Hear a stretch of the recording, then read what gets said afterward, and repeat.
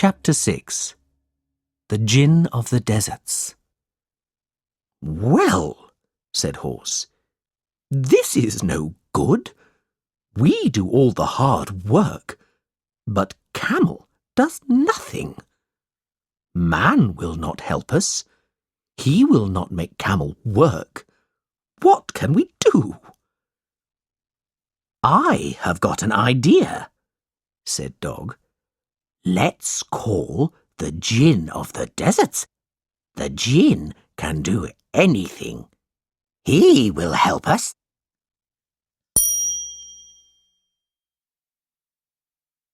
So the animals called the Djinn of the Deserts. They saw a white cloud, and they heard a swish, swoosh sound. Next, there was a big bang, and then the Djinn appeared. "What do you want?" the Djinn asked. "Our friend Camel is very lazy," said Horse. "We do all the work, but Camel does nothing. He won't carry man on his back." "He won't fetch wood for him," said Dog. "And he won't plough fields for him," said Ox. "He just wants to stay in the desert. He just wants to sleep and eat leaves and say, 'Humph.' Do you think that's fair?" "No, I don't think that's fair," said the Djinn.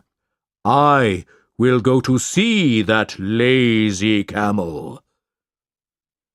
Then they saw the white cloud, and they heard the swish, swoosh sound.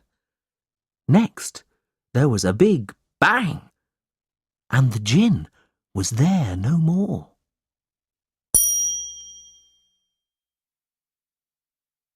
So the Djinn went to see Camel.